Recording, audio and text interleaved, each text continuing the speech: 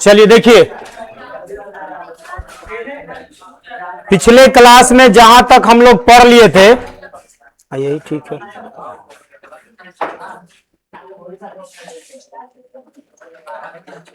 जहां तक पढ़ लिए थे उसके बाद है, हल्ला करना है तो चल जाओ बाहर। वही लड़का 2 मिनट थोड़ा सा देख लो, पढ़ लो, समझ लो, नोट्स आपके कॉपी पर चल जाएगा, ठीक है।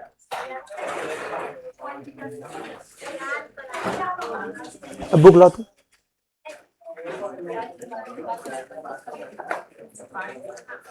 उस दिन हम लोग पढ़ रहे थे अनुवांशिक, आज पढ़ेंगे जैव विकास।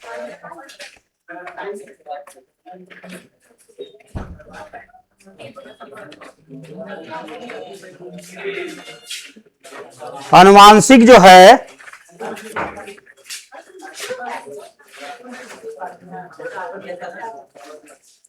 अच्छा, अनुवांशिक का जो खोज किया था, ओए विद्यार्थी खड़ा हो, खड़ा हो।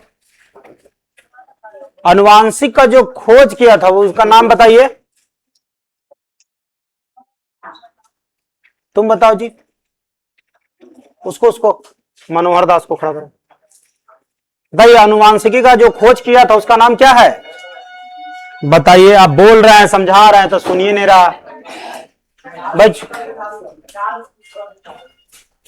मेंडल नाम था, मेंडल, क्या बोलते हैं, मेंडल। बैठिए। उनको अनुवांशिक का खोज, जाइए, अनुवांशिक का खोज करने में उनको 34 खोज जो किए थे उनको प्रूव किया था, अप्रूवल दिया था 34 साल के बाद। और अनुवांशिकी का खोज मतलब पहला बार जो अप्लाई हुआ था वैज्ञानिकों के द्वारा वो हुआ था 1900 ईस्वी में। कब हुआ था, 1900 ईस्वी में। अब उसके बाद जो हम लोग पढ़ाई करने वाले हैं अभी, जैव विकास, अनुवांशिकी एवं विकास। तो अनुवांशिक जो होता है वो किसमें होता है,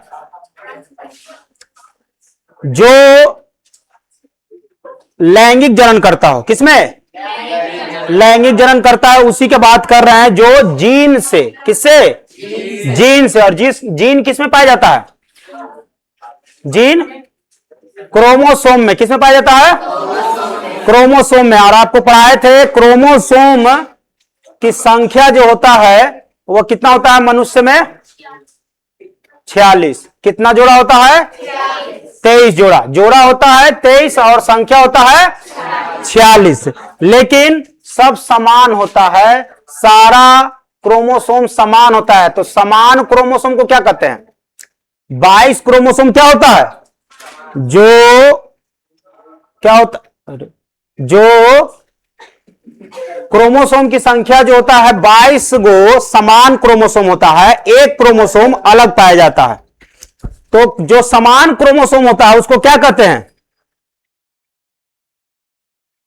कुछ भी नहीं, तुम लोग बता रहा है, ऐसा ही चल आएगा एग्जाम में। कैसे होगा जी, हाँ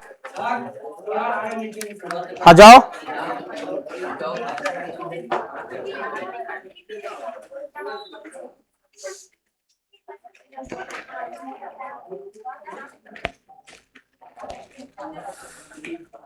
एक को कुछ नहीं बता रहा है तुम लोग ना।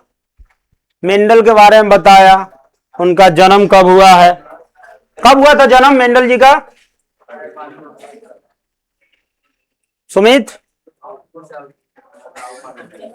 कहता हमको से पूछ रहा है।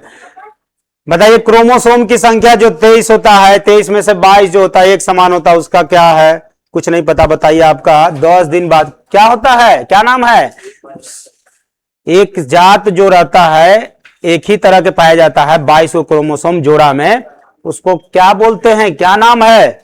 10 दिन भी ना बचल है, 17 तारीख ना, क्या बोलते हैं जी, कौन तो बोल रहा है वो, कौन बोल रहा था वो, कुछ बता रहा था अभी।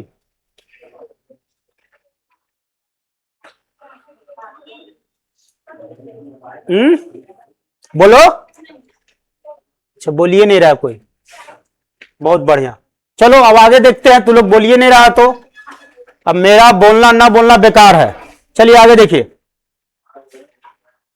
जैव विकास, इसमें से हम बता दिए हैं बाबू, आप लोग को बता दिए हैं कि 2 चैप्टर जो है जनन और ये जैव अनुवांशिक एवं जैव विकास, इन दोनों मिलाकर के 10 क्वेश्चन पूछ लेता है, उधर वाला और इधर वाला मिलाकर के। तो इसमें से भी पूछता है, एकदम तय है। तो तू लोग ध्यान नहीं दे रहा है, अब हम क्या ही कर सकते हैं, बस बता सकते हैं पढ़िए। अगर नोट्स को समझते हैं, जानते हैं, याद करते हैं तो हो जाएगा काम। अब देखिए जैव विकास की हम बात कर रहे हैं। जैसे जैव का मतलब है जीवों का विकास कैसे होता है, जीवों का। तो हम लोग जीव हैं, जितना भी जीव है सब लैंगिक जनन करता है, जितना भी धरती पर जीव है सब। तो जो उसका आप लोग को जनन बता दिए हैं, तो जब जन्म होता है बच्चे का तब उसका विकास कैसे होता है, उसी के बारे में ये दूसरा पार्ट हो गया। पार्ट नंबर 1 था अनुवांशिक, ठीक है, मतलब कि उसका गुण, उसमें वही गुण आ रहा है, क्यों आ रहा है, तो उसमें अनुवांशिक से पढ़ाया गया है। और उसमें आपको बताए थे एक मटर का अभ्यास करके, मटर के दाना के बारे में ना, मेंडल साहब ने अभ्यास किए थे और बताए थे कि एकदम एगो शुद्ध लंबा पौधा होगा और एक शुद्ध नाटा पौधा होगा, और एक पूरी तरह से दोनों को मिलजुल करके, जो कि नाटा और बौना दोनों होगा, जिसमें आप लोग प्रायिकता पढ़े होंगे। प्रायिकता में इसी बताया जाता है कि किसकी संभावना ज्यादा है, तो जितना संभावना है सबको बता दिया जाता है। तो चलिए आपको हम जैव विकास के दुनिया में ले चलते हैं, जो जीव के से संबंधित है। जो शुरुआत, जब जन्म होता है तो उसका विकास कैसे होता है, उनमें किन किन चीजों को जरूरत होता है, उनको समझते हैं। तो सबसे पहला बोला गया कि पृथ्वी पर वर्तमान जटिल प्राणियों का विकास। जटिल प्राणी मतलब क्या समझते हैं आप? जैसे अभी हम लोग बात करेंगे, एक अभी ठंड के समय में पीला पीला कपड़ा पर उड़ता है, जिसको लय शायद बोलते हैं, लय या कुछ बोलते हैं, जो भी हो, पीला पीला कपड़ा पे सड़ जाता है। अब उसका देखिएगा, उसको हाथ में रखिएगा ना, तो हल्का सा हाथ चल गया कि उसका पूरा चटनी बन जाता है, पूरा लसड़ जाता है कपड़े में, होता है कि नहीं होता? तो बताइए उसमें उसको हम जटिल बोल सकते हैं? नहीं बोल सकते। लेकिन हम लोग को अगर ऐसे करेगा तो हम लोग का चिपटा हो जाएंगे, रस निकल जाएगा हम लोग में से, चटनी बन जाएंगे, नहीं, यानी कि हम लोग जटिल हो गए। हाथी उथी करेंगे तो होगा ऐसे, वो सब जटिल हो गया। तो यही बोल रहा है कि पृथ्वी पर वर्तमान जटिल प्राणियों का विकास प्रारंभ में पाए जाने वाले सरल प्राणियों में परिस्थिति थी, मतलब कि सरल रूप में था। जो अभी जटिल है पहले क्या था? सरल था। देखिए नोट्स लिखने की जरूरत नहीं है, आप समझते जाइए, नोट्स आपको सीधा सीधा आपको भेज दिया जाएगा, आप अच्छे से उतार लीजिएगा, वहां जाकर के यहां समझ लीजिएगा, तो यहीं पर आपका 10 गो ऑब्जेक्टिव कंफर्म हो जाएगा। समझिएगा तब, ना समझिएगा तब 10 गो में से 2 गो आएगा, क्योंकि 1-2 गो पर ध्यान पड़ जाता है। अब जैसे देखो उसका नोटिफिकेशन चालू है, टीचर का नोटिफिकेशन बंद कर ले, स्टूडेंट चालू रख ले, क्या करे, कोई बात नहीं। तो शुरुआत में जो सरल प्राणी था, देखिए जो जटिल था शुरुआत में क्या था? सरल था, मतलब कि उतना जटिल नहीं था, फिर धीरे धीरे परिस्थिति उसको जटिल बनाया, उसके अनुकूल जीने के लिए। अब आप लोग थोड़ा सा समझिएगा यहां, जैसे देखिए एसी में से कोई आदमी ऐसे एसी में पड़ा हुआ है और एक बड़े टेम्परेचर 46 डिग्री टेम्परेचर में वो चल जाएगा, अरे जल्दी आओ ना, तो 46 डिग्री टेम्परेचर में सीधे 18 डिग्री से 46 डिग्री में चल जाएगा, तो दिक्कत होता है कि नहीं होता है? दिक्कत होता है कि नहीं होता है कि नहीं? अरे जल्दी बैठो ना जी, तुम लोग तो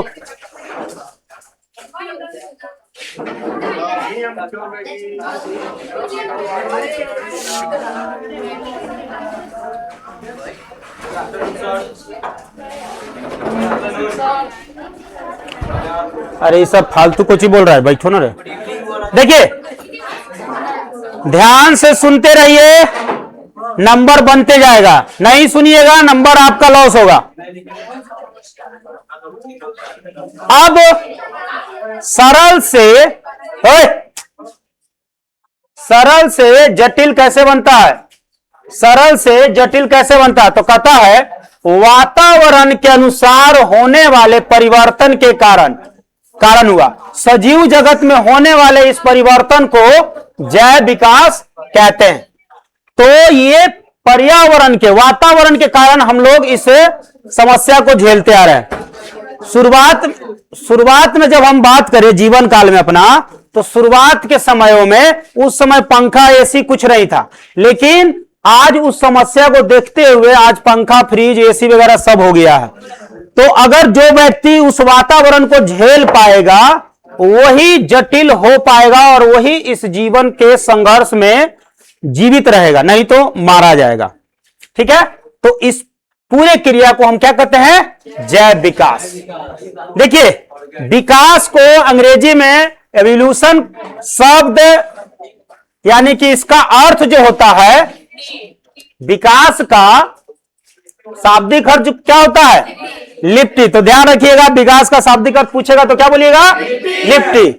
आनुवांशिक विभिन्नता, आनुवांशिक विभिन्नता।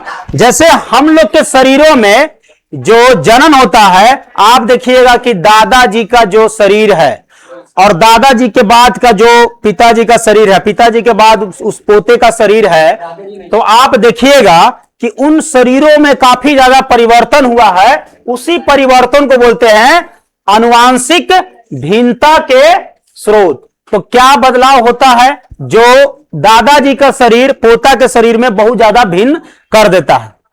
सुनिए बाबू, 10 नंबर। तुम इधर देखो, तुम तेज ना बनो, बकलोल कहीं का बोल रहा है, अपने कह रहा है कि ध्यान दो। मेरा दोस्त है ना, बोल रहा है तो वही कह रहा है ध्यान देने के लिए, दूसरा कोई क्या? आनुवांशिक में क्या होता है? यानी अपना शरीर, फिर क्या बोलते हैं, दादाजी का शरीर, फिर पिताजी का शरीर, फिर पिताजी से पोते का शरीर। पोते का शरीर में जब आता है, यानी कि हम लोग का जो अभी चल रहा युग, उसकी बात करें तो हम यह भी जानते हैं कि क्रोमोसोम पर स्थित जीन की संरचना पहला क्या परिवर्तन करेगा? जीन की संरचना। अगर जीन में कुछ गड़बड़ होगा तो आपका शरीर में भी कुछ गड़बड़ होगा। दूसरा, अभी तो बताया क्रोमोसोम में पाया जाता है जीन, तथा जीन की संरचना तथा स्थिति में परिवर्तन की। अब स्थिति क्या है? स्थिति में जो परिवर्तन होता है, हमारा समय क्या है? अभी देखिए, पिछले आप बात करिएगा, पीछे के समयों में अगर हम लोग 2000 करें, 1980 की बात करें, 1980 की बात करेंगे तो 1980 में टेम्परेचर जो होगा वो कितना होगा? अभी के मुकाबले बहुत कम रहता है, 40 नहीं पहुंचेगा, 30-35 तक हार्डली से हार्डली रहेगा। यानी कि उस समय के जो लोग रहते होंगे तो उस समय का जो टेम्परेचर होगा वो उस समय झेल लेते होंगे, लेकिन वही आदमी इस समय का टेम्परेचर नहीं झेल पाएगा। जो आदमी एसी में रहने का आदत डाल लिया है वो 46 डिग्री टेम्परेचर को नहीं झेल पाएगा, जिसके वजह से बीमार होने का चांसेस उसको ज्यादा हो जाएगा। तो जिसको एसी का आदत है वो नहीं झेल पाएगा, और जिसको गर्मी का आदत है उस ठंडा नहीं झेल पाएगा, हालत उसका खराब हो जाएगा। तो दोनों, तो ये होता है, दो आपका जो भिन्नता होता है जीन पर निर्भर करता है और स्थिति पर निर्भर करता है। किस पर निर्भर करता है? जीन और स्थिति पर। तो जो आपका स्थिति है अभी, और जीन का, जीन मतलब कि आपके माता पिता द्वारा जो चयन किया गया है उसके द्वारा जीन का निर्माण होता है। माता का अलग रहता है, पिता का अलग, दोनों मिलकर के उसमें आपको जीन में आपके शरीर में, आकार में, आकृति में परिवर्तन करते हैं।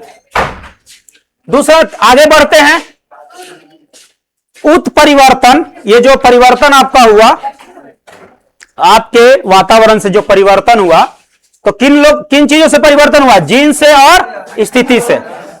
उत्परिवर्तन, उत्परिवर्तन क्या है?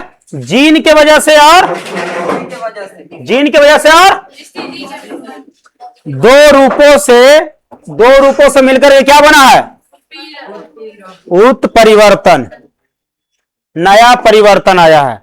उत्परिवर्तन का मतलब है नया परिवर्तन। तो किसके वजह से आया है? और अब कहता है उत्परिवर्तन तथा आनुवांशिक पुनर्योग जीव में नए गुणों को उत्पत्ति के कारण हो सकता है। पुनर्योग जीव में कौन सा नए गुणों की उत्पत्ति कारण होगा। अब वहां का जो वातावरण था, अभी का जो वातावरण है, तो इसमें नया गुण उत्पन्न होगा। और नया गुण को ही क्या कहेंगे, सॉरी, जो पुनर्योग जीव क्या कहेंगे, पुनर्योग जीव। पुनर्योग जीव किसके वजह से उत्पन्न होगा, परिवर्तन। शुरुआत से जो परिवर्तन आता रहा है, फिर से एक बार बता दे, उत्परिवर्तन क्या है, जीन की संरचना में परिवर्तन होगा या स्थिति में परिवर्तन होगा, दोनों में परिवर्तन होगा, तो जो जीव बनेगा वो नया बन जाएगा, जिसको हम क्या बोलेंगे, उत्परिवर्तन। उत्परिवर्तन तथा अनुवांशिक, उत्परिवर्तन और अनुवांशिक को क्या बोलते हैं, दोनों मिलाकर ये क्या बनता है, पुनर्जीव बोलते हैं। पुनर्योग जीव बोलते हैं, पुनर्योग जीव बोलते हैं, यानी कि नया गुणों की उत्पत्ति कारण हो सकता है। अब उसमें जो आएगा वो नया गुण आ जाएगा, ठीक है। अब इस वातावरण के हिसाब से उसके शरीर में जान या उस तरह के व्यवहार करेगा, ठीक है। अब आगे नेक्स्ट पॉइंट पर आ जाते हैं। ऐसे नए गुण, जो नया अब गुण आ गया, जो नया जीव आ गया। देखिए हम लोग पढ़ रहे हैं आनुवांशिक विभिन्नता के स्रोत, हम लोग में बदलाव आते रहता है, पीछे से बदलाव आते रहता है। तो पहले वाला जो आदमी है और अभी के आदमी में पूरा पूरा अंतर हो जाएगा, ठीक है। तो वही बोल रहा है कि ऐसे नए गुण, तो हम लोग क्या है, नए गुण है, हम लोग क्या है, ऐसे नए गुण जीवों के अपने वातावरण के अनुसार, जीवों के अभी जो वातावरण है उसके अनुसार, अपने अनुसार अनुकूल में सहायक हो सकते हैं। अब हम लोग को इस वातावरण में जीना है तो इसी के रूप में ना काम करेंगे। अब ऐसा थोड़ा है कि आपको गर्मी बर्दाश्त नहीं होता है तो आप दिन भर काम करने नहीं जाइएगा, लेकिन दुनिया तो भाई काम न करेगा तो होगा काम। बताइए, जो अमीर लोग, कुछ ही लोग ना है जो सब जगह एसी चाहिए, लेकिन हम लोग को सब जगह एसी मिलेगा तो हो पाएगा, असंभव वाली बात है कि सब जगह एसी मिल ही नहीं पाएगा। तो हम लोग उसी वातावरण में पल चुके हैं जिस वातावरण में हैं, ठीक है।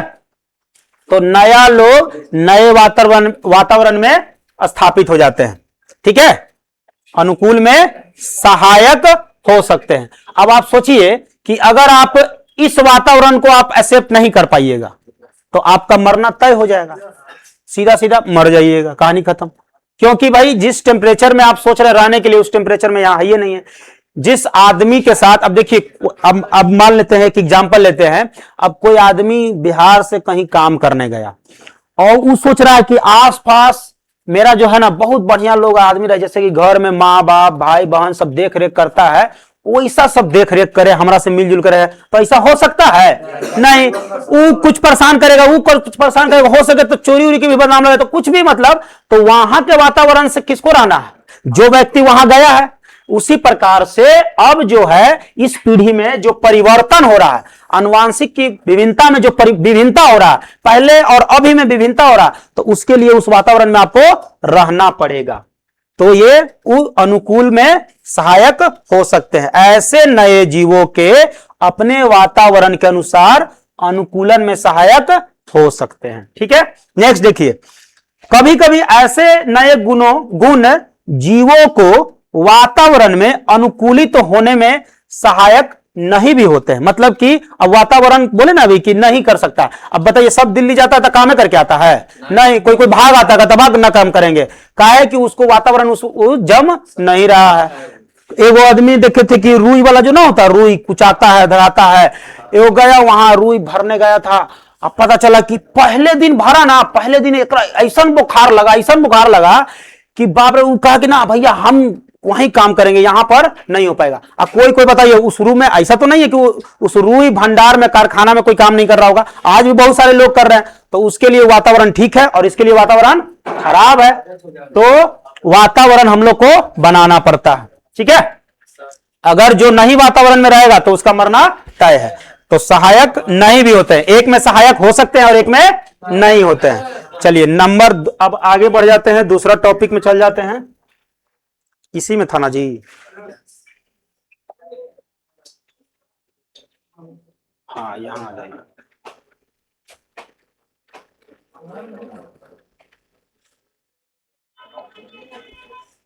फिर आ गया वहीं। अच्छा हाँ हाँ क्लियर ले।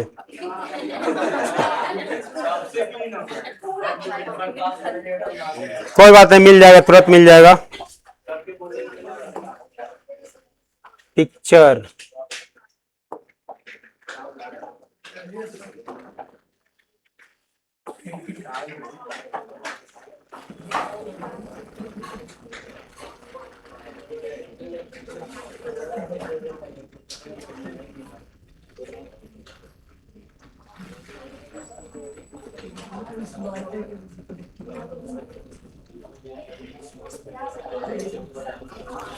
अब चलिए इसकी बात कर ले अब हम लोग।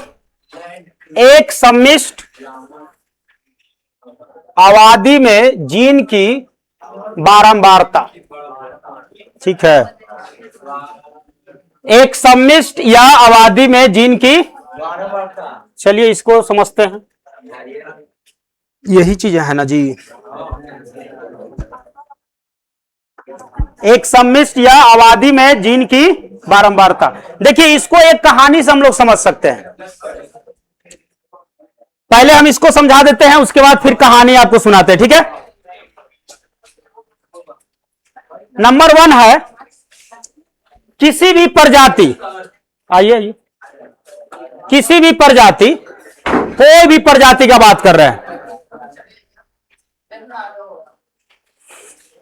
एक नाम है भृंग,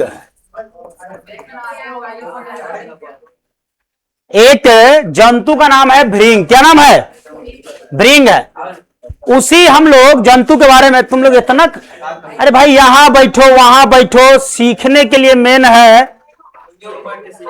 यही वाला आ जाएगा तो कहेगा कि यार क्लासों किए, और फिर नंबर रट्टा मारना वाला नहीं है भाई।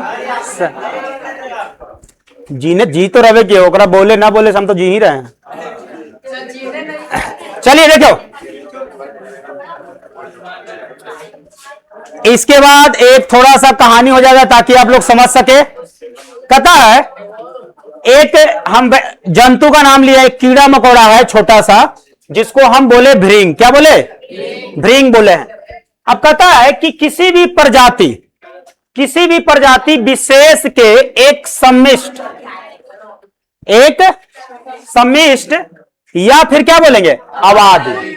अब जैसे मान लीजिए एक जंगल में एक जंतु का एक ही जैसा, मतलब एक जंगल में, जंगल कहने का मतलब एक इलाका है, उस जंगल में जंतु की संख्या जो है, किसी भी जंतु का नाम ले लीजिए, तो सभी जंतुओं में एक जंतु का बात हो रहा है। किसका बात हो रहा है? एक जंतु का बात हो रहा है। तो एक जंतु में वो उसका जो जाति होगा, प्रजाति होगा, एक होगा। क्या होगा? एक होगा। उसी में हम बात कर रहे हैं। किसी भी प्रजाति विशेष के एक सम्मिश्र या फिर बोलेंगे आबादी में स्थित समस्त जीन उस आबादी का जीन कोष कहलाता है। क्या कहलाता है? अब देखिए, अब मान लीजिए यहां पर सब लोग जो है 10th क्लास में, सब लोग 10th क्लास में है और सब लोग यही चीज पढ़ रहा है। उसी प्रकार से कह रहा है कि एक जंगल में अगर कहीं एक झुंड में एक परिवार रह रहा है, तो वो परिवार एक ही किसका होगा? जीन का होगा। एक ही जीन का होगा। एक ही परिवार वाला क्या होगा? एक ही जीन का होगा। तो एक ही जीन के अगर ढेर सारा आबादी रहेगा, उसको क्या बोलेंगे? जीन कोष बोलेंगे। एक ही जीन के ढेर सारा आबादी को क्या बोलेंगे? जीन कोष बोलेंगे। क्या बोलेंगे? जीन कोष। कहता है जीन कोष के कुछ जीन में, जीन कोष के मतलब कि उसी आबादी में, अब मान लीजिए कि एक आबादी का हम बता देते हैं। अब मान लीजिए कि इतना मनी आबादी है, ये आबादी है, तो ये इस आबादी में कहता है हाँ, जीन कोष के कुछ जीन में वातावरणीय कारणों से कुछ बदलाव आ सकते हैं। अब मान लीजिए कि सब लोग को हम अगर 10 गो बच्चा को ले जाएं और 10 बच्चा को कहें कि सब के सब डॉक्टर बनेगा, ठीक है, तो सब के सब डॉक्टर बनेगा, तो डॉक्टर बनने में कोई बनेगा कहेगा कि हम दांत का डॉक्टर बनेंगे, कोई बोलेगा किडनी का डॉक्टर बनेंगे, कोई बोलेगा हेड दिल का या फिर दिमाग का डॉक्टर बनेंगे। तो कहने का मतलब है कि सब का क्या है, सब कोई अलग अलग हो जाएगा। क्या हो जाएगा?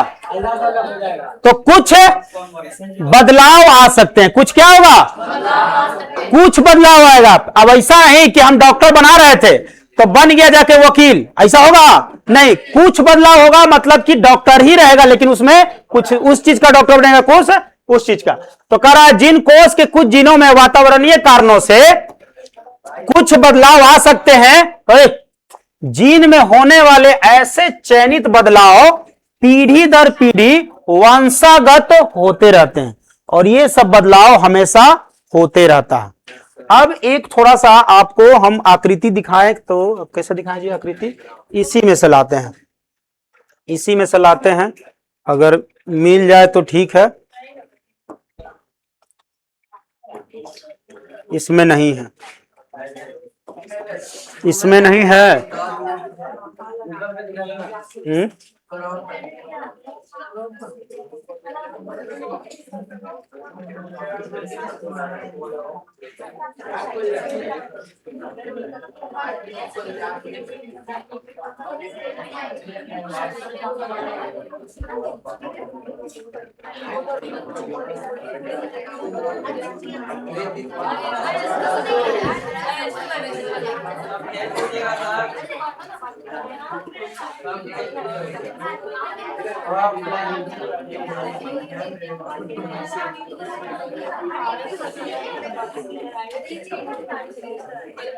ना है, अच्छा भेज रहा है, रुक जाओ।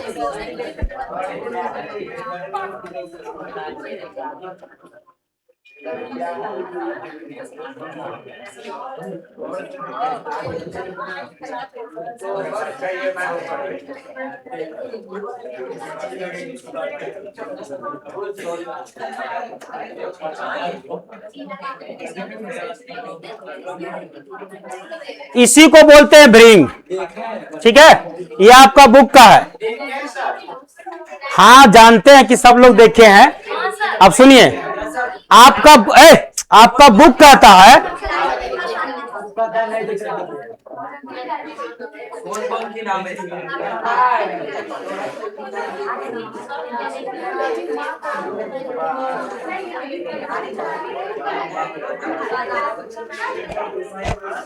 आपका बुक कहता है, देखिए एक जो भृंग है, एक भृंग है ब्लू और एक भृंग है लाल और एक भृंग है पीला। अब सुनिए ध्यान से, अब जो है नया नया जब इसकी जीन में परिवर्तन होगा, अब मान लीजिए कि ब्लू और क्या है रेड, अगर जनसंख्या की वृद्धि करता है, जनन करता है, तब इसका क्या हो जाएगा, बदलाव। ये कहां गया? हाँ ठीक है, बदलाव होते रहेगा। क्या होते रहेगा? अब मान लीजिए कि लाल रंग का है, वो आबादी लाल रंग का जो है भृंग, वो आग लगने से, जंगल में आग लगने से क्या हो गया, मर गया। तो लाल रंग का मान लीजिए एक दो ही प्रजाति बचा है, तो उससे उसका आबादी बढ़ जाएगा, ठीक है, एक दो गो से ही या 10 गो से ही उसका आबादी क्या होगा, बढ़ेगा। और जो हरा रंग का है उसको कुछ नुकसान नहीं होता, उसका आबादी क्या होगा, ज्यादा हो जाएगा।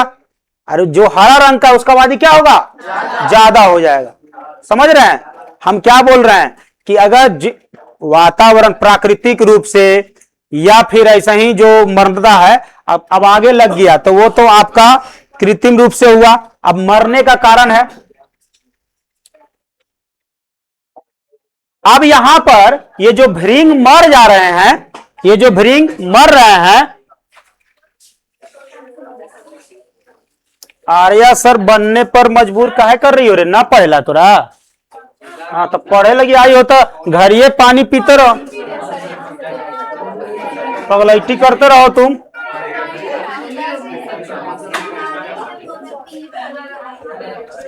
देखो जी, तो जीन कोष में जो पूरा आबादी था, पूरा आबादी में अलग अलग तीन तरह, कितना आबादी था? लाल था, पीला था और नीला था। और एक आबादी अगर मर जाएगा तो कहने का मतलब है और बढ़ेगा ना जी। तो देखिए, जो पूरा आबादी है उसको हम बोलते हैं जीन कोष। पूरा आबादी को क्या बोलते हैं? जीन कोष। जीन कोष में कुछ जीन में वातावरणीय कारणों से कुछ बदलाव आ सकते हैं। जीन में होने वाले ऐसे चयनित बदलाव पीढ़ी दर पीढ़ी वंशागत होते रहते हैं। ये बदलाव हमेशा क्या होता है? होते रहता है। जीन की बारंबारता में निरुद्देश होने वाले परिवर्तन, मतलब कि बिना बोले परिवर्तन होने वाला, ठीक है।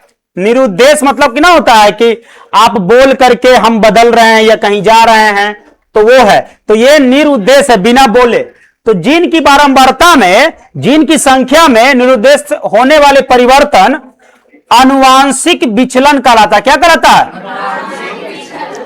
तो ये आनुवांशिक विचलन कहने का मतलब है कि यह जो व्यक्ति है, सॉरी, वो जो भृंग है उसमें क्या होगा? परिवर्तन हो जाएगा। एकाएक क्या होगा? परिवर्तन होगा, बिना बोले। बिना बोले। वैसा नहीं कि आनुवांशिक परिवर्तन ही हो रहा है, पर्यावरण के थ्रू भी परिवर्तन होता रहता है, ठीक है।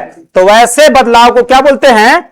आनुवांशिक विचलन बोलते हैं। मतलब कि जिस पद पर चल रहा था वो क्या हो गया? उस पद से हट गया, इसलिए उसको बोलेंगे आनुवांशिक विचलन कहलाता। अब नंबर देखिए, ये कहानी जो है थोड़ा सा दो प्रकार का है।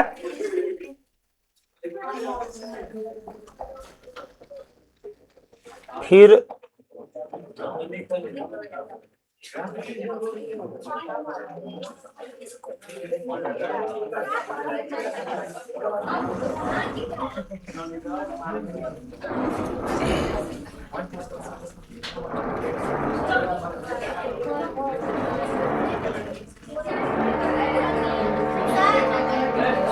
बोलिए, तो जाओ ना घरे, सूझ जाना। लिखवा नहीं रहे तो नींद नहीं करेगा।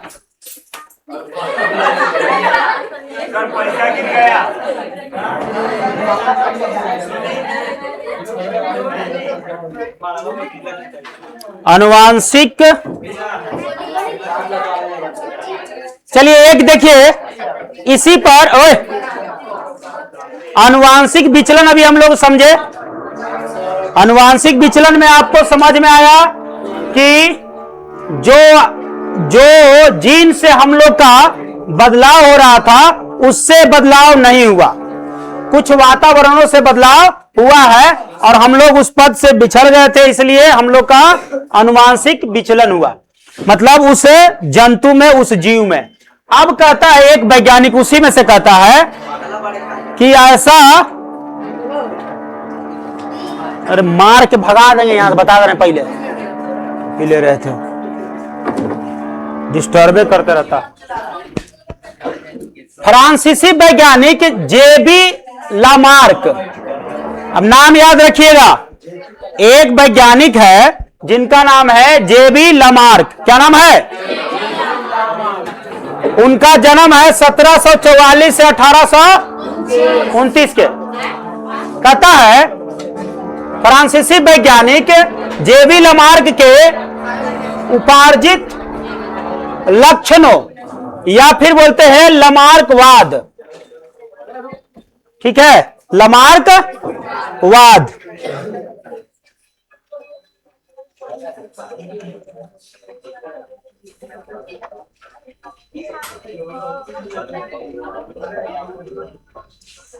Charles Robert Darwin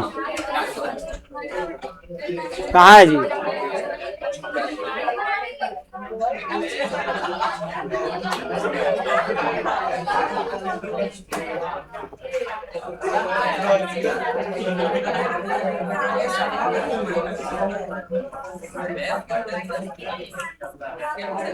Charles Robert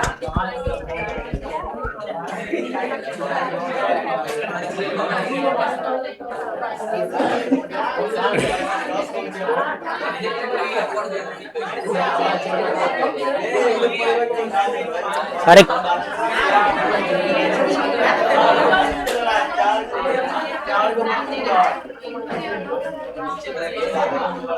ठीक ना करता हूँ।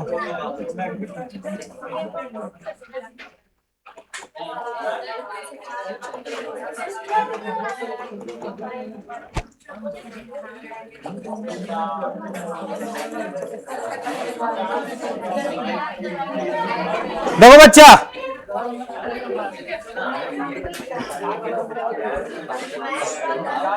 अरे जब पढ़े के मने नहीं था तो काहेला 2 घंटा बर्बाद कैले? जाग के घर पे पढ़ेगा। आ रहा है यहाँ बतियाने। एगो यह है, अरे भाई पढ़ने के लिए आया तो सीखो ना यार। एक है अभी जो परिवर्तन हुआ था वातावरण में, जिसको बोलते हैं अनुवांशिक विचलन। अनुवांशिक विचलन के बाद एक वैज्ञानिक है, फ्रांसीसी वैज्ञानिक जेवी लामार्क, जिसको हम बोलते हैं लामार्क के उपार्जित लक्षण, उपार्जित, जिसको दूसरा नाम बोलते हैं लामार्कवाद। क्या बोलते हैं? लामार्कवाद कहते हैं। Charles Robert Darwin, Charles Robert, देखिए 2 नाम है, एक है लामार्कवाद, सॉरी लामार्क, और दूसरा है चार्ल्स रॉबर्ट डार्विन। इन दोनों का मत था इसमें कि अनुवांशिक होता है कि वातावरण से होता है। ठीक है, तो इनका कहना था कि सबसे पहले जैव विकास की व्याख्या के संबंध में वैज्ञानिक मान्यता मिली। तो वैज्ञानिक मान्यता इन दोनों व्यक्ति को मिला। एक का नाम है जेबी लामार्क और दूसरा नाम है चार्ल्स रॉबर्ट डार्विन। 2 वैज्ञानिक है, दोनों का मत है, और दोनों को मत को सुनिए। इनमें से 2 नंबर का क्वेश्चन आएगा, बढ़िया से सुन लीजिए। तो पहला नंबर है उपार्जित लक्षण क्या है? उपार्जित लक्षण को बताने वाले कौन है? जेबी लामार्क। इनका जन्म कब हुआ था? तो उपार्जित लक्षण के बारे में सबसे पहले जेबी लामार्क बताते हैं। तो कहता फ्रांसीसी प्राकृतिक वैज्ञानिक लामार्क ने सबसे पहले 1809 में जैव विकास के बारे में कुछ बताया। जैव विकास के बारे में इन दोनों वैज्ञानिकों को मान्यता मिला कि हां, जैव विकास का मतलब क्या है? जो जीवों का विकास हुआ उनके बारे में बताने वाले इन दोनों वैज्ञानिकों को मान्यता मिला कि हां, इनको नॉलेज है। तो सबसे पहले 1809 में जैव विकास के अपने विचारों को अपनी पुस्तक फिलोसफिक जूलॉजिक, ठीक है, में प्रकाशित किया। तो ओए, जैव विकास को कहां बताया इन्होंने? कौन सा पुस्तक में? जूलॉजिक। जूलॉजिक क्या है? फिलोसफिक जूलॉजिक में बताया गया। किसके बारे में? जैव विकास के बारे में। कब बताया गया? 1 नंबर का भी सवाल आ सकता है क्या? अरे हाँ भाई, थोड़ा गलती हो गया है, जूलॉजिक बोलना है। अब देखिए इसमें उन्होंने क्या बताया भाई। पहले हम बात कर रहे हैं किसके बारे में? जेबी लामार्क के बारे में।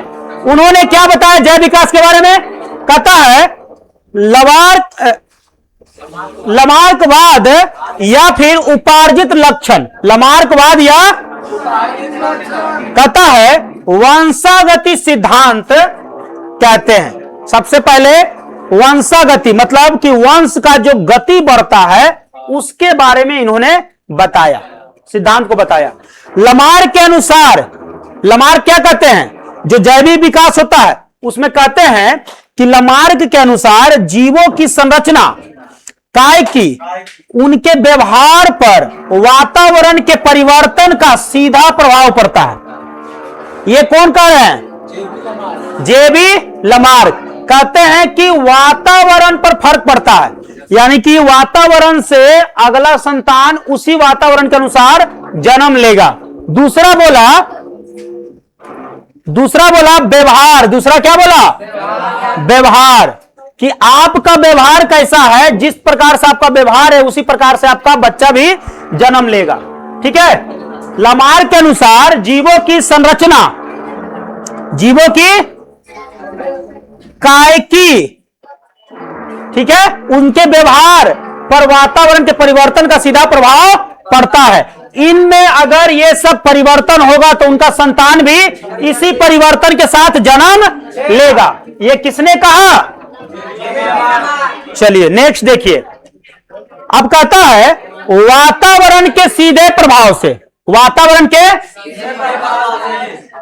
अंग के कम या अधिक उपयोग के कारण जंतु के शरीर में जो परिवर्तन होते हैं उन्हें ही हम क्या कहते हैं? क्या कहेंगे? आगे बढ़ जाते हैं, थोड़ा सा आगे नहीं जाएगा, रास्ता बंद है।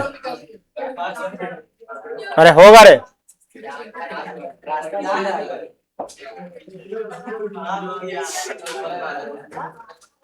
ठीक है, हम बता देते हैं।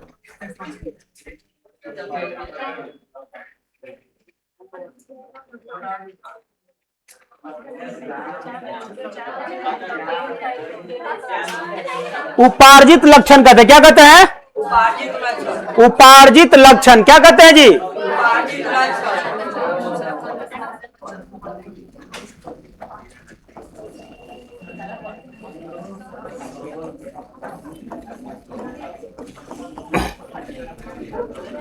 क्लियर हुआ? लमार्क कहा कि हमारे वातावरण में, हमारे शरीर में हमारा जो अंग काम करता है ज्यादा, उसी के अनुसार अगला जीव जन्म लेगा। उसी के अनुसार क्या लेगा? अगला जन्म लेगा। अब इसी प्रयोग से, इस प्रयोग को क्या कहते हैं? उपार्जित लक्षण को बताने वाले वैज्ञानिक का क्या नाम है?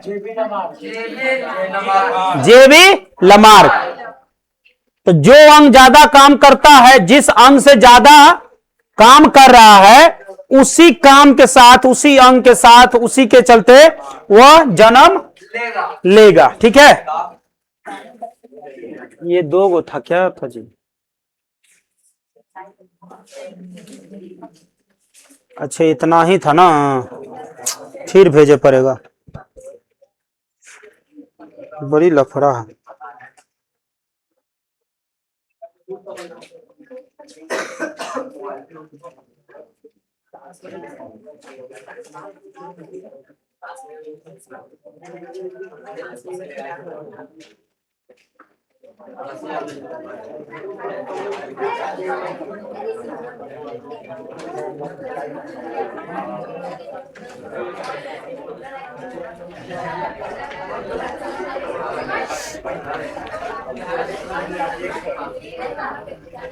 हो गया जी टाइम।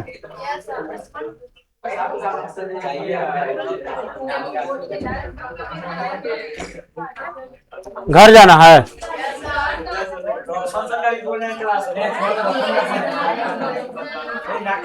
घर जाना है, जिसको जा सकता है।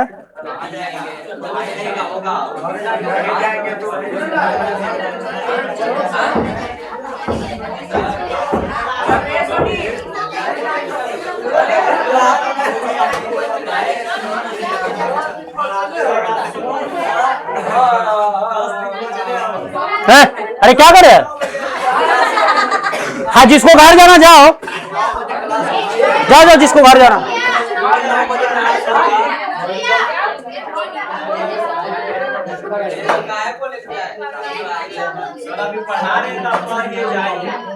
अब जिसको घर जाना है वो पढ़ेगा, उसके लिए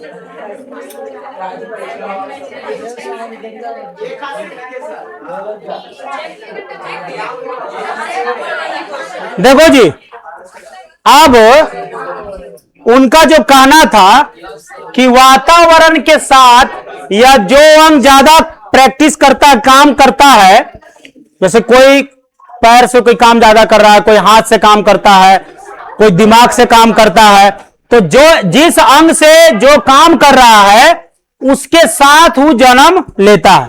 तो एक वैज्ञानिक इनको रोकते हुए, यानी कि जेबी लमार्क को रोकते हुए उन्होंने कहा, क्या कहता है, उससे पहले उनका एक और बच गया है, जंतुओं के उपार्जित लक्षण वंशागत होते हैं। अभी जो उपार्जित लक्षण बताएं, अर्थात एक पीढ़ी से दूसरी पीढ़ी में प्रजनन के द्वारा चले जाते हैं। अब जिस, मान लो कोई माइंड से तेज है तो अगला जो उसका जो बच्चा होगा, संतान होगा, वो माइंड से तेज होगा। ये कहना था किनको? जेबी लमार्क का। लेकिन ऐसा होता नहीं है, ठीक है। तो उसी में एक वैज्ञानिक टोकते हुए कहते हैं, चलिए ध्यान से सुनिए। एक वैज्ञानिक कह रहे हैं क्या, अरे हमरा बोले बुरा गला बैठवा देगा तुम।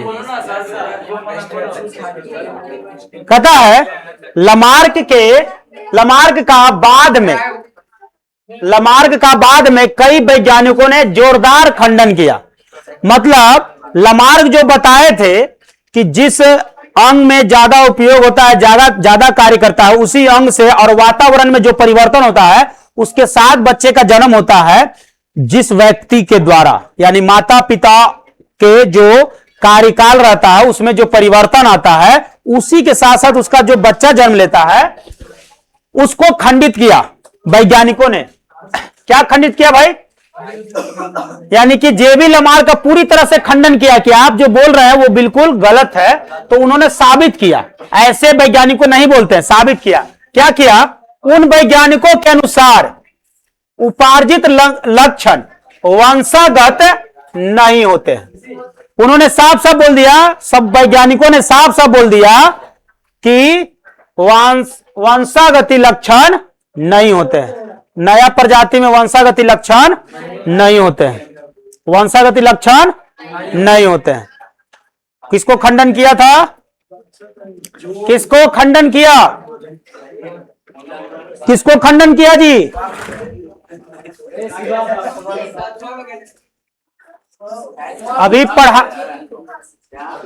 अभी पढ़ा रहे हैं जेबी लमार्क। किसके बारे में पढ़ा रहे हैं?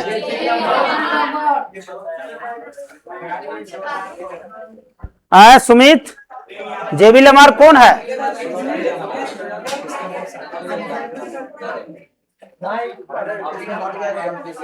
क्या कर रहा है तू लोग? ओए, अरे तो तू लोग के तू क्लासों में काला बैठा रहता है। अभी कौन कौन तो जा रहा था जी? जैसे जैसे रुक आ गया। अरे भाई तो जैसे जैसे रुको नहीं, जाओ, हम दो बच्चा को पढ़ाएंगे, दुइयों को पढ़ेगा। तू लोग बिना मतलब में जगह छेके हुए, पढ़ तो रहा है नहीं, वो फोन चला रहा है, वो अपना कहानी सुना रहा है, एक दूसरे से बोल रहा है। सोने दो, वो डिस्टर्ब तो नहीं ना कर रहा है। बस तो सही तो बोल रहा है, पढ़िए नहीं रहा तो फोन करा उठाया, पढ़ता तो फोन उठाता। देखो जी, अब पीछे सब लोग ध्यान दीजिए, नया जो वैज्ञानिक था उन्होंने इसको खंडित करते हुए बहुत वैज्ञानिकों ने, तो एक वैज्ञानिक का नाम सामने आता है। इसकी पुष्टि के लिए जर्मन वैज्ञानिक वाइसमान,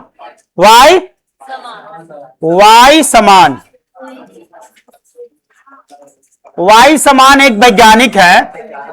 कहां का? जर्मन वैज्ञानिक। क्या किए? एक प्रैक्टिकल किए। 21 पीढ़ियों तक, 21 पीढ़ी, एक पीढ़ी नहीं, 21 पीढ़ियों तक चूहे की पूंछ काट कर, मतलब मान लीजिए चूहा का पूंछ काट दिया, उसका वंश, चूहा का पूंछ कटा हुआ तो उसका वंश जो होगा वो चूहा, पूंछ तो नहीं होना चाहिए। किनका विरोध किया? जेबी लमार्क। तो उन्होंने कहा कि पूंछ काट दिया और उसका बच्चा हुआ, उसका भी पूंछ हुआ, फिर उसका बच्चा को फिर पूंछ काट दिया, फिर उसका बच्चा हो रहा था, पूंछ हो रहा है। तो सब में क्या हो रहा है? पूंछ होते जा रहा है। तो ये जो हाथ कट गया है, पैर कट गया है और उस व्यक्ति का शादी हो जाता है, तो जरूरी थोड़े होगा बाल बच्चा पैर कटा हुआ है, पिता का पैर कटा हुआ है, मां का आंख नहीं है तो उसका बच्चा ऐसा थोड़े होगा कि पैर हाथ कटा हुआ मिलेगा और आंख नहीं रहेगा, ऐसा नहीं होगा। ये किसने बताया?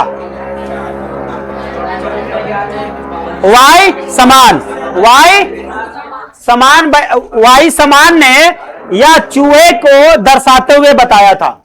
ठीक है, चूहा का पूंछ काट करके दर्शाया कि कटे पूंछ वाले चूहा को संतानों में हर पीढ़ी में पूंछ वर्तमान रह जाता है। बार बार नया जो जन्म ले रहा है चूहा का प्रजाति, उसके पास क्या आ रहा है? पूंछ आ रहा है। जबकि नियम से, जेबी लमार्क के नियम से पूंछ नहीं आना चाहिए, लेकिन आ रहा है। ठीक है, तो ये उनको और इसको में पिछाड़ते हुए, अब इसी पर एक और वैज्ञानिक थे जिनका नाम है चार्ल्स रॉबर्ट डार्विन। इन्होंने भी ये बताया कि ऐसा संभव नहीं है। समझे? उन्होंने बोला, चार्ल्स रॉबर्ट डार्विन, देखिए प्रसिद्ध अंग्रेज वैज्ञानिक ने जैव विकास की व्याख्या अपनी पुस्तक द ओरिजिन ऑफ स्पेसीज में लिखा, व्यक्त किया। तो देखिए उस पुस्तक का नाम क्या था? जो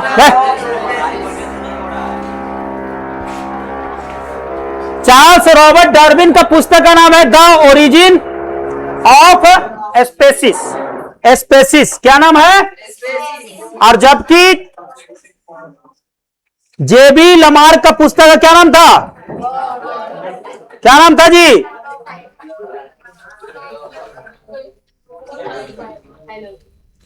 फिलोसफिक जूलॉजी, जियोलॉजी। अब आगे बढ़ते हैं, दूसरा नंबर में है सेम टू सेम। कभी कभी सवाल पूछ देगा कि जेबी लमार्क और चार्ल्स रॉबर्ट डार्विन का अंतर बताइए। तो उसमें उन दोनों ने क्या अंतर किया है?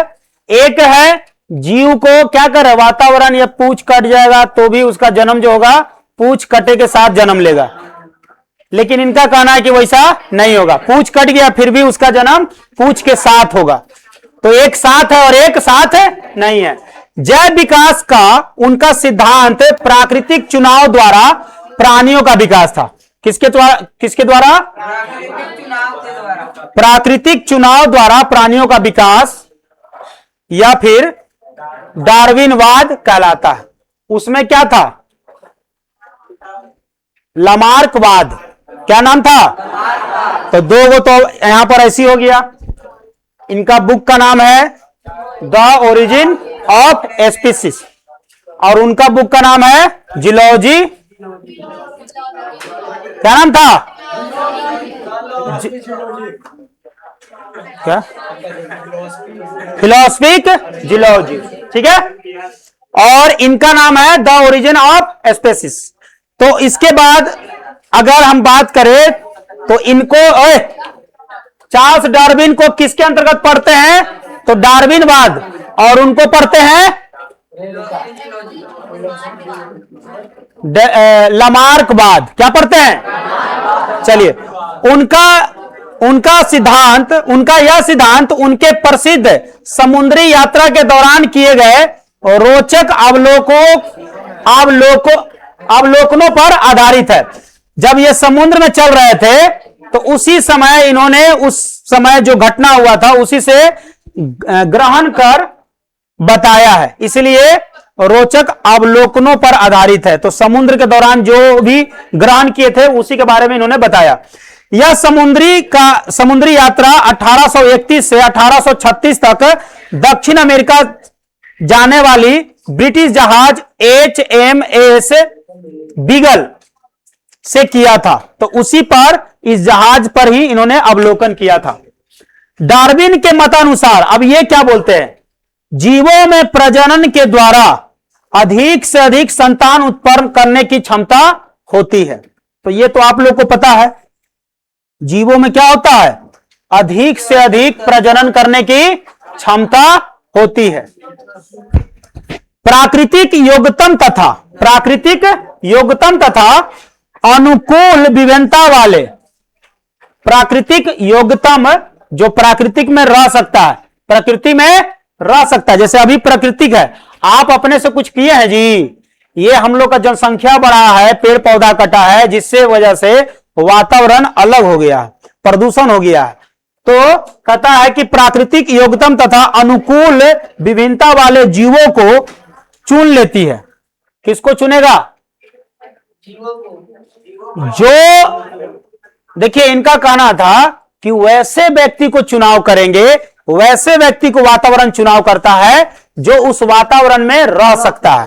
ठीक है, प्राकृतिक योग्यतम तथा अनुकूल विभिन्नता वाले जीवों को चुन लेती है तथा अयोग्य एवं प्रतिकूल विभिन्नता वाले जीवों को नष्ट कर देती है, खत्म कर देती है। अब जो इस वातावरण को संभाल नहीं पाएगा, रोक नहीं पाएगा, अब जैसे देखिए यहां पर पढ़ा रहे हैं, कुछ लोग बेहोश हो गया है, तो वैसे व्यक्ति को क्या किया जा रहा है, नष्ट किया जा रहा है। तो और उनको क्षमता नहीं है, तो जिसको क्षमता है वो पढ़ रहा है। ठीक है, क्षमता तो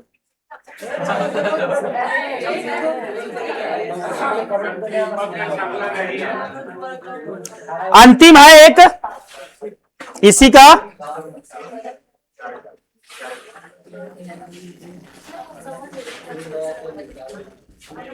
अंतिम नंबर है इसका प्राकृतिक चुनाव। देखिए, प्राकृतिक चुनाव द्वारा प्राप्त जीवों की उपयोगी भिन्नताएं फिर दूसरी पीढ़ी में, जैसे अभी आपका उपयोगी भिन्नताएं, जो आपका उपयोग लायक है, उपयोग लायक जो आपके शरीर में बचा है, उसको अगले जो आपसे बच्चे का जन्म होगा, संतान उत्पन्न होगा, उसको प्रोवाइड कर दिया जाता है, जीन में भेज दिया जाता है। तो आपका जो अच्छा गुण है, अच्छा गुण के साथ साथ जो बुरा गुण है वो भी चला जाता है। यानी कि आपके अंदर क्या है, तो अच्छा होगा और बुरा गुण होगा, तो यही दोनों ना होगा जी, अच्छा और बुरा। तो अच्छा और बुरा गुण कहां जाएगा, आपके बच्चे में जाएगा। जैसे आपके माता पिता का जो अच्छा गुण है, बुरा गुण है, दोनों गुण आपके शरीर में प्रवेश किया है, जिसका लक्षण अभी आपको दिखाई दे रहा है। आप उसी के प्रति आप अपने वातावरण को कायम रखते हैं। प्राकृतिक चुनाव द्वारा प्राप्त जीवों को उपयोगी भिन्नताएं फिर दूसरी पीढ़ी में उसके संतानों में वंशागत होती है। इस तरह ये भिन्नताएं पीढ़ी दर पीढ़ी वंशागत होती रहती है। ये सब जो घटनाएं हैं ये किसने बताया, बताइए, चार्ल्स, कौन, चार्ल्स कुछ बोला, अच्छा डार्विन खाली बोल दिया, पूरा नाम बताइए, रॉबर्ट, चार्ल्स रॉबर्ट डार्विन। चलिए ठीक है, समझ रहा है कि खाली सब बतिया ही रहा है। अब यहां पर और देख लीजिए, जब जीवों का विकास हुआ तो शुरुआत में जो पृथ्वी था, देखिए पृथ्वी पर स्थिति कैसा था जी, बता रहे हैं जब पहली बार जीव जब धरती पर आया था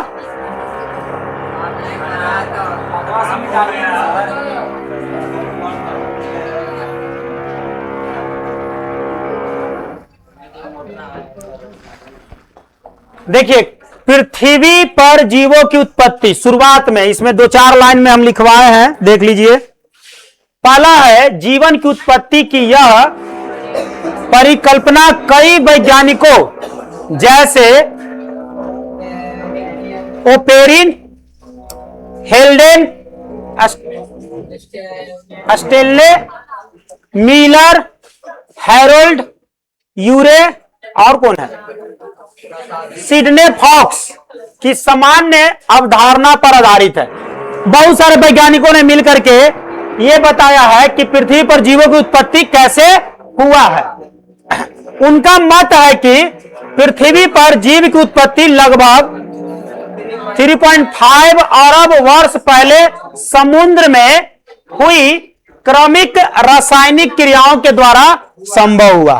ठीक है, ये कहां हुआ, समुद्र में, क्रमिक रासायनिक क्रियाओं के द्वारा। किसके द्वारा, रासायनिक, एक क्रमिक मतलब लगातार चक्र चलता रहा। दूसरा में है, आज की तरह कार्बन तथा नाइट्रोजन, अभी जो है, अभी हम लोग का जो वातावरण है, आज की तरह कार्बन तथा नाइट्रोजन जैसे तत्व, कार्बन तथा नाइट्रोजन जैसे तत्व अपने ऑक्साइड CO2, NO2 के रूप में उपस्थित न होकर के, पहले यह वायु, ऑक्सीजन, सॉरी क्या बोलते हैं, गैस, ये सब उपस्थित न होकर मीथेन तथा, अरे हाँ यार, और वो ही मेथेन, अमोनिया के रूप में थे। तो पहले क्या था, कार्बन नहीं था, नाइट्रोजन नहीं था, ऑक्सीजन नहीं था, ये सब मीथेन तथा अमोनिया के रूप में स्थित था शुरुआत में, जब धरती पर जीव आए थे शुरुआत में। तो उस समय ये, अब बताइए, उस समय ऑक्सीजन नहीं रहेगा तो मनुष्य रहेगा जी? नहीं रहेगा। तो वो उस समय किसका उत्पत्ति, पृथ्वी पर जीवों की उत्पत्ति की बात कर रहे हैं। तो पृथ्वी पर शुरुआत में ऑक्सीजन नहीं था, इसलिए वहां पर जीव भी नहीं होंगे। फिर धीरे धीरे जो केमिकल रिएक्शन हो रहा है, लगातार जो रासायनिक क्रिया हो रहा है, उसके फलस्वरूप ऑक्सीजन का निर्माण हो रहा है। अब जैसे हम लोग का जो वातावरण में जो ऑक्सीजन बरकरार रहता है, वह एक प्रकार की प्रक्रिया ना चल रहा है, जिसके वजह से ना हो रहा है। अब एक और बुद्धिमान है, क्या किया जाए लोग का। देखिए, प्रकाश संश्लेषण करने वाले जीव, अब जैसे प्रकाश संश्लेषण करने वाले जीव के ना होने के कारण उस समय ऑक्सीजन भी नहीं था। यह सब ऑब्जेक्टिव में पूछ सकता है। अपने प्रयोग में मिलकर, सॉरी, मिलर एवं यूरे, देखिए दो नाम है यहां पर, एक है यूरे और दूसरा था मिलर। तो कहता है अपने प्रयोग में मिलर एवं यूरो ने एक उपकरण में उस समय की स्थिति को उत्पन्न किया था। उस समय जो स्थिति था ना, उसके बारे में किसने उत्पन्न किया? मिलर एवं यूरे, नाम याद रखिएगा। प्रारंभ में पृथ्वी पर सरल कार्बनिक अणु किस प्रकार उत्पन्न हुए? प्रारंभ में पृथ्वी पर सरल कार्बनिक अणु किस प्रकार उत्पन्न हुए? हाँ, इधर आ जाइए, थोड़ा और आगे बढ़ते हैं। है अरे है भाई, काहे टेंशन ले रहा है? टीवीया ठीक है।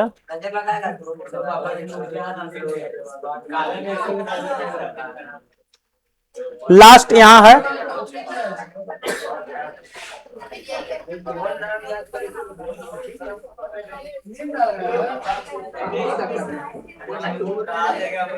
पूछो मारे पड़ रहा। चलो जी देखो, अरे सुमित तुम देख लो, थोड़ा सा पढ़ लो रे। कहता है, चलिए अब आगे जो है, उनका प्रयोग था, कार्बन जो था अणु में था। इस प्रयोग में उन्होंने मीथेन, अमोनिया, जलवाष्प तथा हाइड्रोजन के गैसीय मिश्रण में वायुमंडल की बिजली जैसी प्रभाव को उत्पन्न करने के लिए इलेक्ट्रोड की मदद से तीव्र चिंगारियां उत्पन्न की। तो किसने किया था? अभी अभी वैज्ञानिक का नाम लिया, मिलर और यूरेन ने, समझ गए, उनके चिंगारियों से ये क्या हुआ, बदलाव हुआ। मिलर, चलो ठीक है। अब नेक्स्ट देखो कितना बज रहा है, जो तुम लोग घबरा रहा है।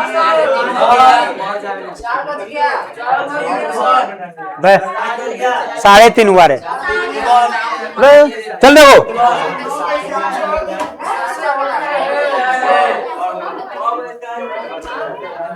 कुछ अब एक है जाति उद्भव। ओए, जाति उद्भव दो बातों पर निर्भर करता है। पहला देखिए, यही लास्ट है, थोड़ा शांत होकर सुन लीजिए। कुछ अंग ऐसे होते हैं जो संरचना एवं उत्पत्ति, संरचना एवं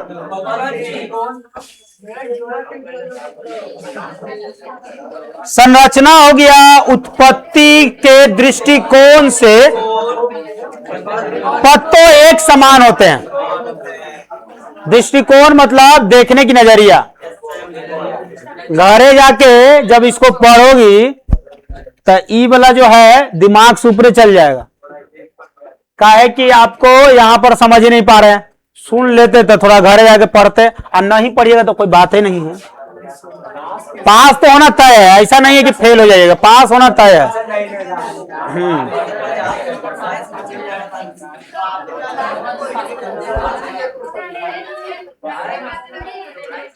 तो कुछ अंग ऐसे होते हैं जो संरचना एवं उत्पत्ति के दृष्टिकोण से पत्तों एक समान होते हैं, परंतु अपने वातावरण के अनुसार वे भिन्न भिन्न कार्यों का संपादन करते हैं। तो पत्तों तो एक समान होता है, लेकिन वातावरण के अनुसार सभी पत्तों का कार्य जो होता है वो अलग अलग हो जाता है। ऐसे अंग समजात अंग है। ऐसे अंग क्या है, इसमें सवाल पूछे जाते हैं, 2 नंबर का सवाल आ सकता है। समजात और दूसरा है क्या, ये 2 नंबर का खाली नहीं पूछेगा, दोनों मिला करके पूछेगा। 2 नंबर का एक है, हाँ जी 2 नंबर का। अरे ये थोड़ा सा इधू लाइन तो कहा लग रहा है पूरा पढ़ा दी, 2 नंबर का था।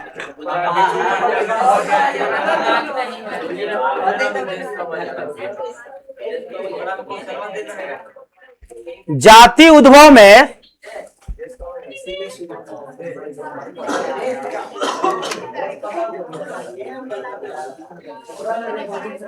अरे समझात कहां से आ गया,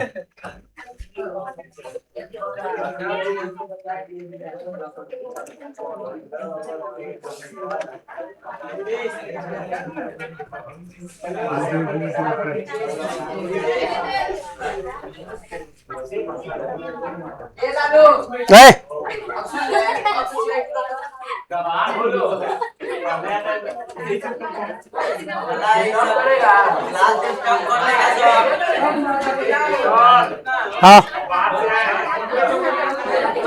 अभी क्लास किसी का होगा?